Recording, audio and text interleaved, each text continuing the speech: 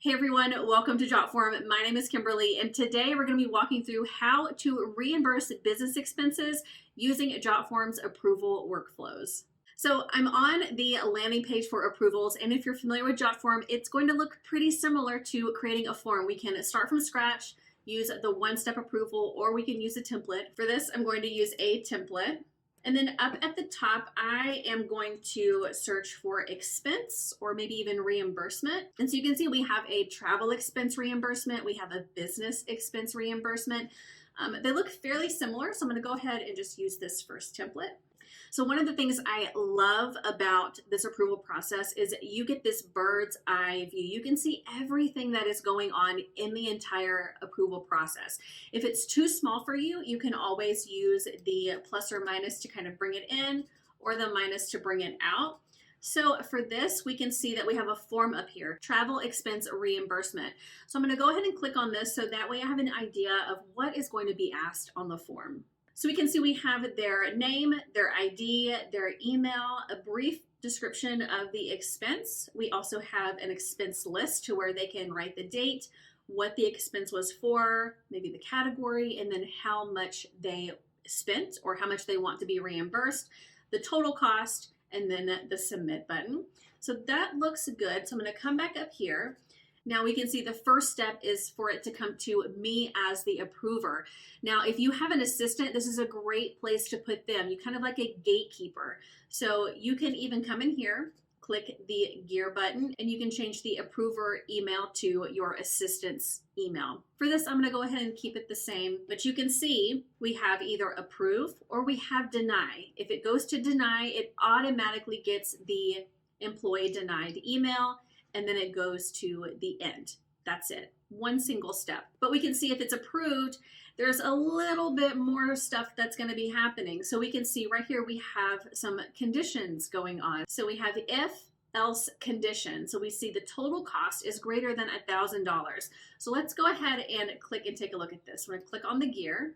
So we can see that if their total cost is more than $1,000, it needs some more approval process. So if it's more than 1,000, which would be true, then it needs someone else to really look at it. So we can see it's taking that total cost that they specifically entered in on the form, and it's saying, you know what, if it's greater than 1,000, if that is true, that it's greater than 1,000, we need someone else to look at it to verify, just to make sure. And then from there, we can either approve or we can deny. Now, if it's under $1,000, let's say we only spent $200. That's all we're wanting to be reimbursed for. If that is false, 200 or less than 1,000, it's gonna come over here and it's gonna automatically be approved. Now remember, we have your assistant or you looking at it to say, yes, I agree, that is okay, for it to come down to this step. So there is going to be eyeballs on it with this specific one. And two, you could even change this. You could change this to where it was 500, right? We could save that. All right, let's go ahead and let's hit the publish button and let's submit a form so we can look at what the approval process looks like. I'm gonna open in a new tab. And I'm gonna go ahead and fill in some of these boxes.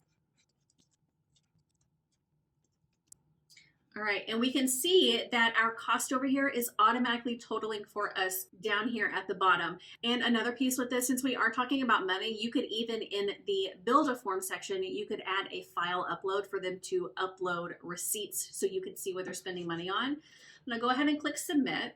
And then I'm gonna come back over to the build section. And then in the top left where it says approvals, I'm gonna head to tables.